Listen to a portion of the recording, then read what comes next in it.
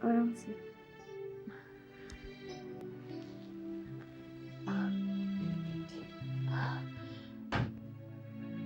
आराम से।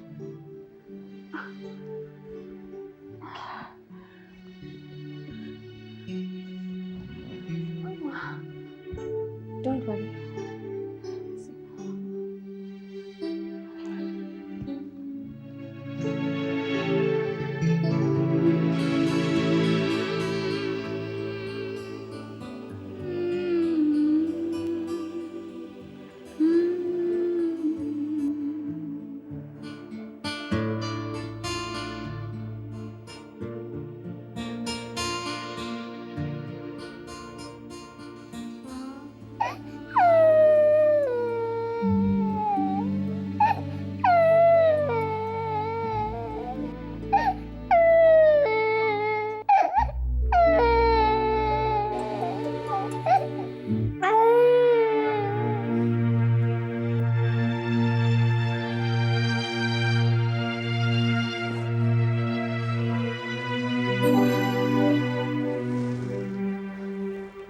अब थोड़ा आराम भी कर लीजिए ना, कब से इस तरह? मुझे नींद नहीं आ रही लक्ष्मी, तुम सो जाओ, नींद आएगी तो सो जाऊंगा। मुझे भी नींद कहाँ आ रही है, बार बार किसी बच्चे का ख्याल आता है। इस बच्चे ने तो हमें हिला के रख दिया। मैं भी तो अपने बच्चे की वजह से ही परेशान हूं लक्ष्मी। पता नहीं साहब जी के कारण हमारे बेटे पर क्या क्या मुसीबतें आ जाए।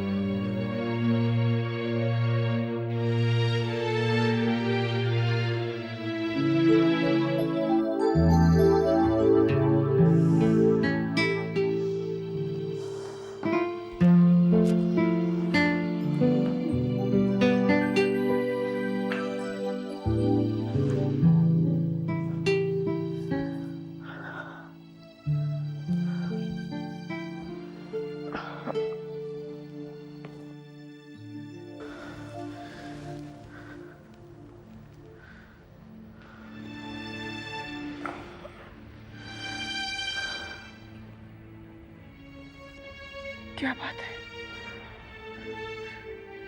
आप सो क्यों नहीं रहे? बस यूं ही राधिका, नींद नहीं आ रही है।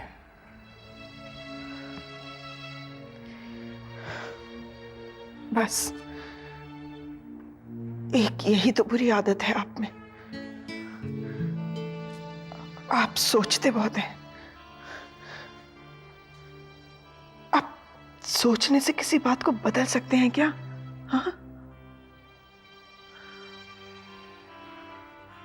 चलिए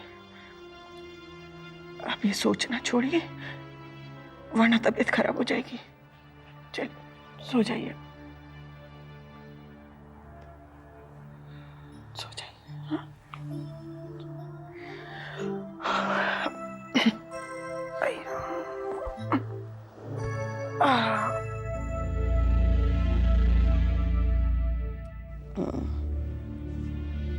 सोचने से हम किसी बात को बदल नहीं सकते,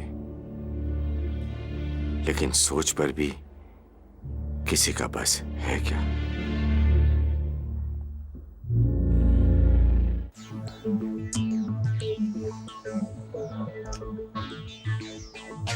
बकुल, प्रिया अब तक आई नहीं। कितनी देर हो गई? रोशन से जरा सा भी प्यार कर रही होगी ना, तो जरूर आएगी। लेकिन कब बकुल? आधे घंटे से इंतजार कर रहे हैं हम लोग। शे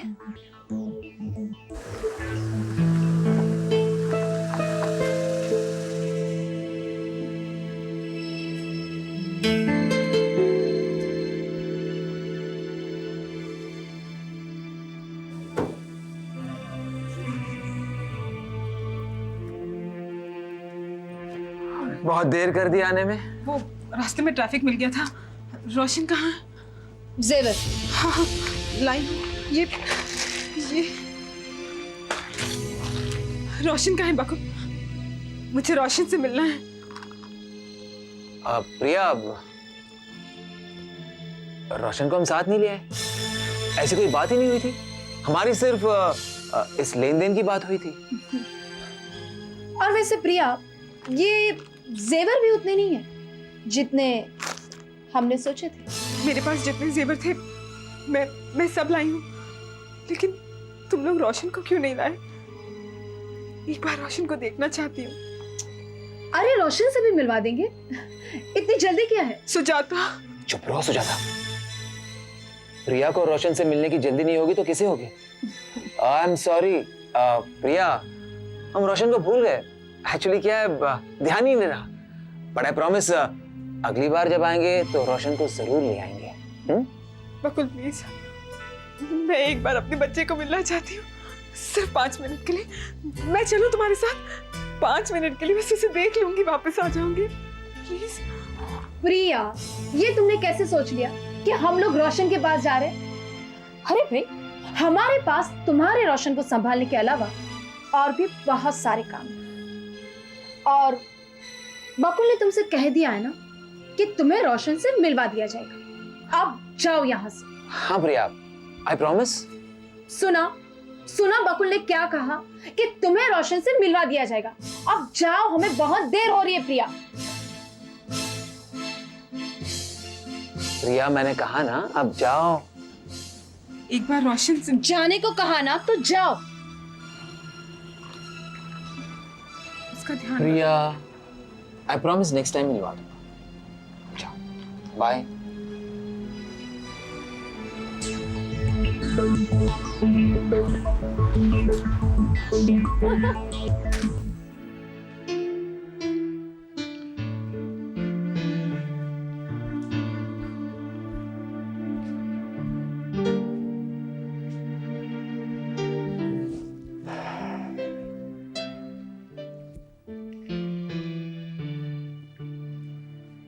भैया,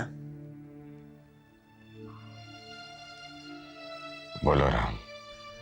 निधि का फोन आया था। आज वो बात करेगी डॉक्टर से कि सुमन को हॉस्पिटल से कब छुट्टी मिलने वाली है। हाँ राम, सभी चिंताओं के साथ साथ सुमन की चिंता भी अपनी जगह पर है। हाँ भैया,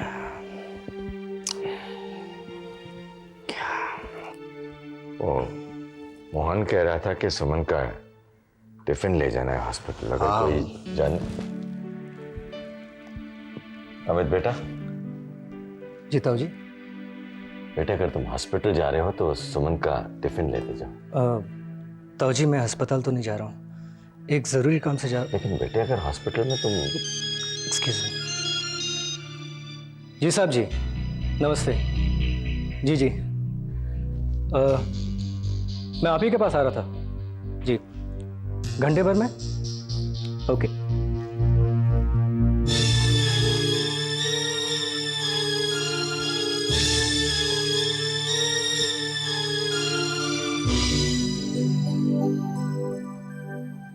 How are you feeling, Mrs. Suman, this morning?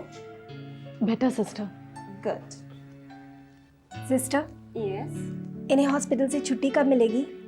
अब इन्हें यहाँ ज़्यादा वक्त रुकना नहीं पड़ेगा, छुट्टी जल्दी ही मिल जाएगी। शाम को डॉक्टर आएंगे, आप उनसे बात कर लीजिए।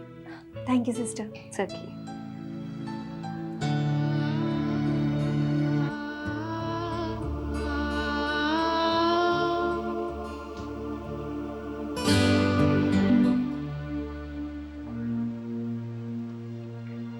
साहब, बांके बिहारी लाल की कृपा से अब सुमन कुमारी की तबीयत ठीक है।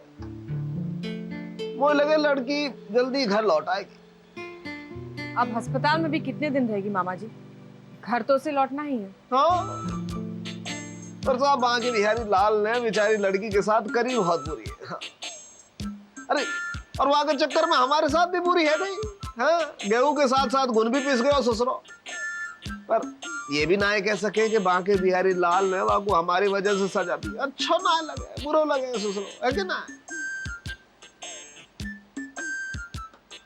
पहले तो आप अपना ये नाटक बंद करिए और अपने बाके बिहारी लाल को इस ड्रामेबाजी में मत कीजिए। क्योंकि सुमन मेरी मुजरिम है और उसे सजा देने का हक सिर्फ मेरा है।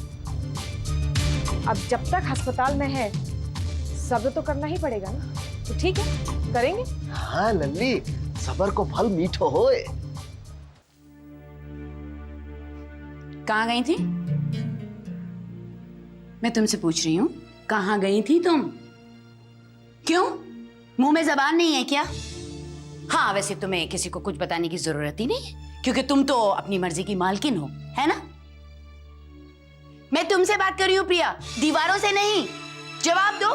क्यों डांट रहे हो वैसे? आ गया उसे शह देने के लिए। और मिला, ये अच्छी बात नहीं है।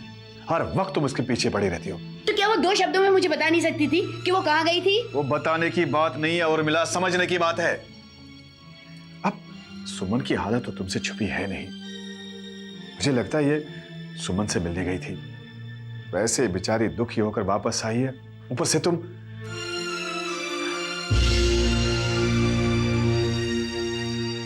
ऊपर से मैं क्या? ऊपर से तुम। मैं तुम्हें भाषण नहीं दे रहा हूं बेटे, मैं सिर्फ तुम्हें समझा रहा हूं बस। देखो बेटे, तुम्हें अपने भविष्य के बारे में सोचने का पूरा अधिकार है, लेकिन बेटे साहब जी जैसे अंडरवर्ल्ड के आदमी से पैसा लेते वक्त तुम्हें कम से कम एक बार तो ये सोचना चाहिए था कि गलत हाथों से आया हुआ पैसा किसी भी बिजनेस की नींव नहीं रख सकता। उल्टे वो तो नींव को हिला देता है। ऐसी इसका मतलब यह है कि आपको पता चल गया है कि मैंने फाइनेंस किससे लिया है? तो बेटे तुम पापा, फाइनेंस मैंने लिया है ना, फाइनेंस लौटाने की जिम्मेदारी भी मेरी है। आप परेशान क्यों होते हो? अमित बेटे, तुम्हें इस बात का एहसास नहीं है कि तुम कैसे गलत लोगों के बीच में फंस गए हो, लेकिन मुझे यह एहसास है। मैंने अपनी सारी जिंदगी में इस तरह के लोगों के बहुत से पैतरे देखे हैं। अरे इस तरह के लोगों से पैसा लेना अपनी बर्बादी को न्योता देना है। तुम समझते क्यों नहीं हो ये बात? पैसा तो पैसा होता है ना, चाहे आप किसी से भी ले लो। मेन मुद्दा यह होता है कि आप जिससे भी पैसा लेते हो टाइम पर पैसा लौटाना चाहिए, जो मैं लौटाऊंगा। पापा, मुझे तो यह लगता है कि आपके मन में एक टेंशन है जो आप मुझे पास ओवर करना चाहते हो। अब एक बात बताइए, ऐसा कौन सा बिजनेस है, कौन सा कारोबार है जहां पर साहब जी जैसे लोगों की पैसे की इन्वॉल्वमेंट नहीं होती? बताइए मुझे, बताइए ना। वो सब बर्बाद हो जाते हैं। हाँ, सबके काम चलते हैं, मेरा भी काम चलेगा। आप पुराने जमाने की बातें करते हैं, जमाना बदल चुका है, टाइम्स हैव चेंज्ड। जमाना चाहे लाख बदल जाए अमित, लेकिन अंडरवर्ल्ड के लोग ना कभी बदले हैं ना कभी बदलेंगे। खानदानी लोग क्या बेवकूफ होते हैं जो अच्छे और सच्चे सोर्सेस से फाइनेंस अरेंज करवाते हैं? देखो, अभी भी कुछ नहीं बिगड़ा है। मुझे पूरी बात बताओ। साहब जी से क्या बात हुई है, रेट ऑफ इंटरेस्ट क्या है, पैसा लौटाना कब है, ताकि कम से कम बैठकर तुम्हें इस मुसीबत से निकालने का कोई रास्ता तो निकाले। कोई जरूरत नहीं, समझे आप? ये मुसीबत है ही नहीं। चलो मान लेते ये मुसीबत है, लेकिन ये मेरी मुसीबत है। आपको मेरे बारे में सोचने की कोई जरूरत नहीं, ओके? अमित, मैं प्लीज।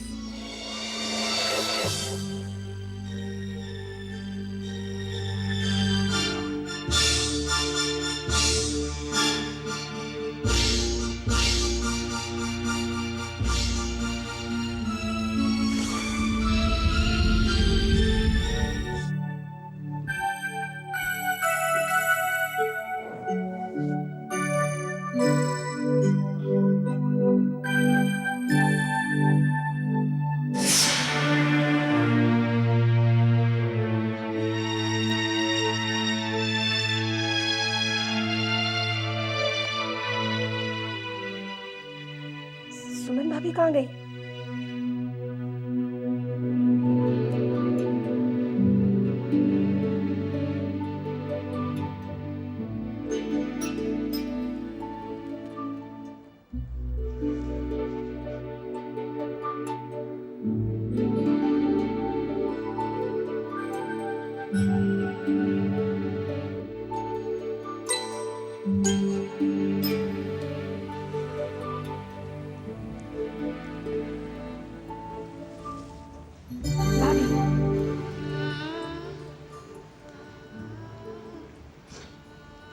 चलिए भाभी।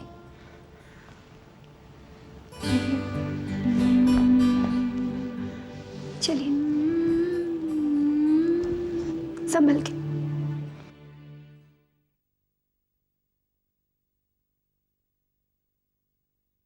अमित,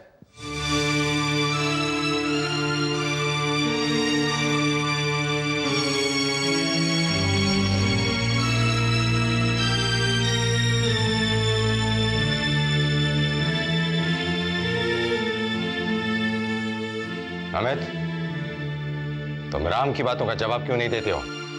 उसकी बातें सुनते क्यों नहीं हो तुम? क्योंकि ना तो उनकी बातें जवाब देने लायक है और ना सुनने लायक। पागल हो गए हो तुम अमित।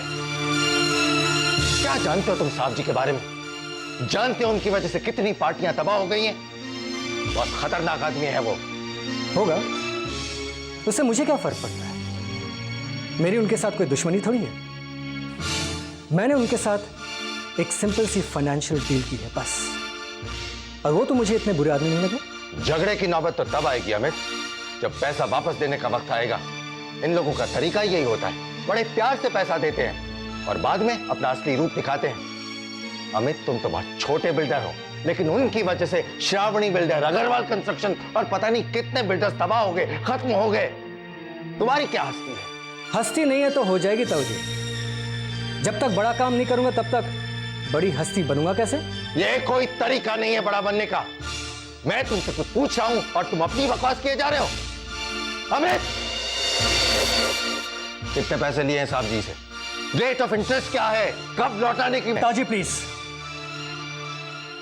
ये सब बातें जानने की आपको कोई जरूरत नहीं। क्या संबंध है आपका? क्या ये जानना मेरे लिए जरूरी नहीं है? इस बात से मेरा कोई संबंध नहीं है?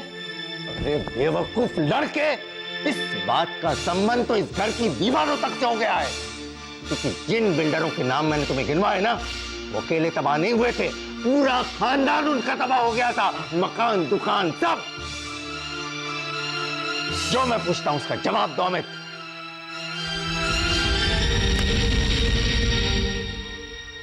आपको मेरा जवाब चाहिए ना, तो सुन लीजिए मेरा जवाब। मैंने साहब जी से पैसा लिया था काम करने के लिए, जो मैं कर रहा हूं। मैं साहब जी को वक्त पर उनका पैसा लौटा दूंगा। मेरे वजह से ना तो आपको टेंशन होगी और ना तो साहब जी को।